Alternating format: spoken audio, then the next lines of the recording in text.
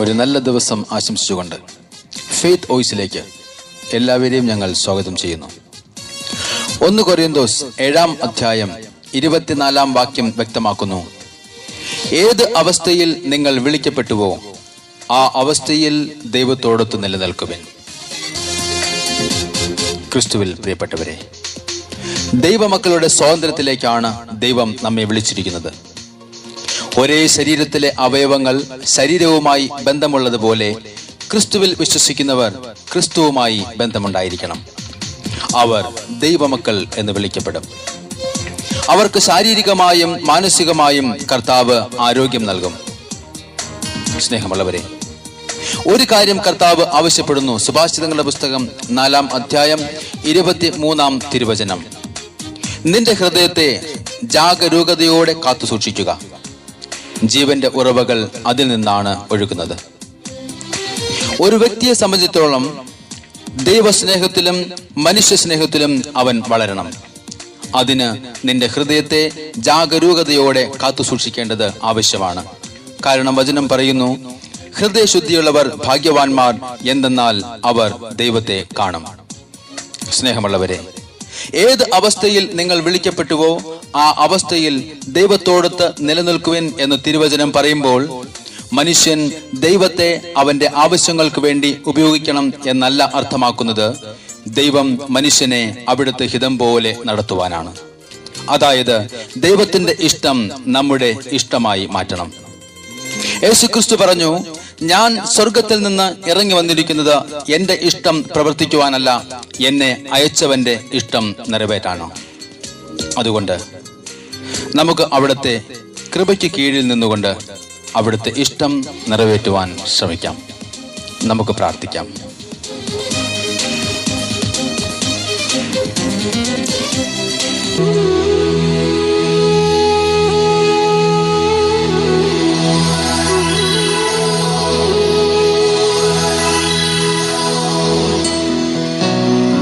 ഒന്നുമില്ലായ്മയിൽ നിന്നും നമ്മെ മെനഞ്ഞെടുത്ത കർത്താവിന് നമുക്ക് നന്ദി പറയാം. ദൈവേഷ്ടം നിറവേറ്റുവാനായി നമുക്ക് പ്രാർത്ഥിക്കാം. ജീവിതത്തിന്റെ എല്ലാ സാഹചര്യങ്ങളിലും ദൈവം നമ്മുടെ കൂടെ ഉണ്ടാകും. അവിടത്തേക്ക് നമുക്ക് നന്ദി പറയാം. ജാഗരൂകതയോടെ നമ്മുടെ ഹൃദയത്തെ കാത്തു സൂക്ഷിച്ചുകൊണ്ട് അവിടുത്തെ നമുക്ക് സ്തുതിക്കാം, ആരാധിക്കാം.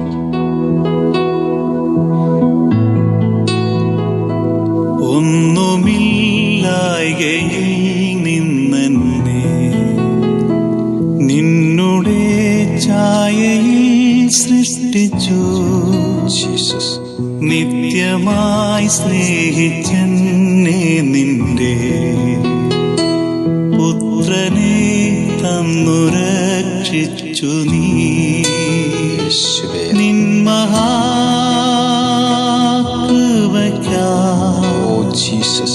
നിന്നെ ഞാൻ സ്തുതിച്ചിടുമെന്നും നിൻ മഹാകൃപയ്ക്കായി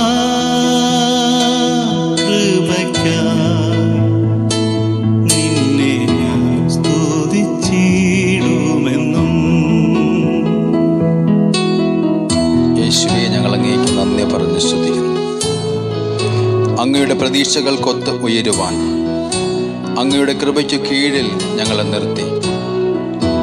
കർത്താവേ, ഞങ്ങളുടെ മേൽ അങ്ങയുടെ കരുണ ചൊരിയണമേ എന്ന് ഞങ്ങൾ പ്രാർത്ഥിക്കുന്നു.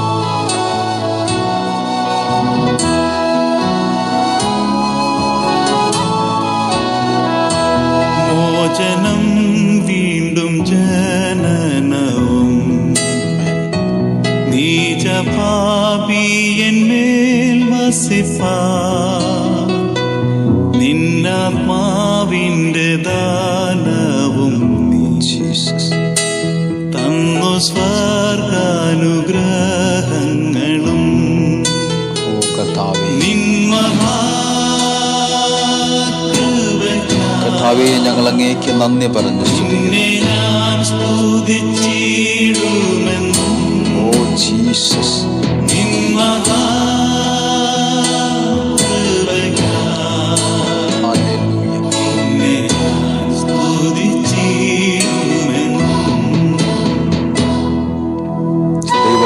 കർത്താവ് പറയുന്നു, ഭയപ്പെടേണ്ട, ഞാൻ നിന്നോട് കൂടിയുണ്ട്.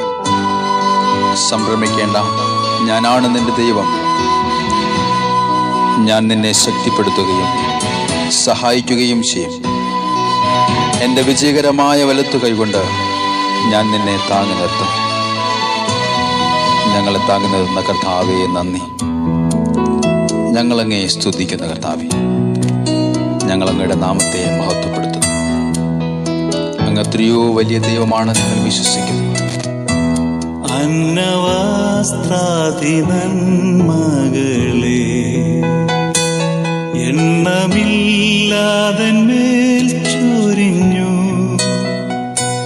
തിന്മകൾ സർവത്തിൽ നിന്നെ കൺമണി പോലെ കാക്കുന്നു നീ.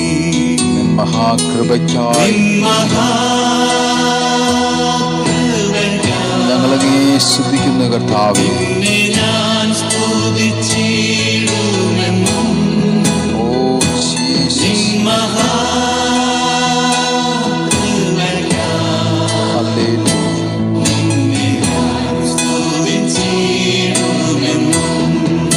മഹാകൃപയ്ക്കായി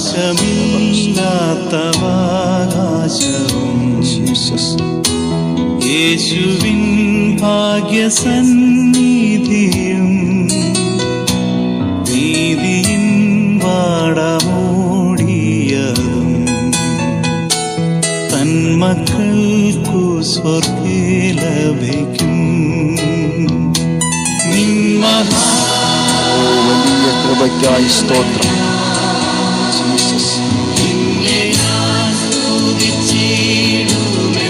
അങ്ങയുടെ വലിയ കൃപയ്ക്കായി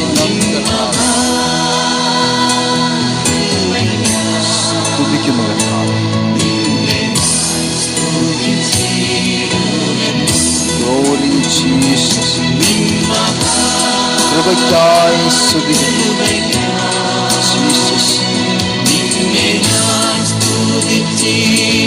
ഓ നല്ല ദൈവമേ, ഞങ്ങളുടെ വലിയ സ്നേഹത്തിനായി സ്നേഹമുള്ള ദൈവമേ ആരാധന.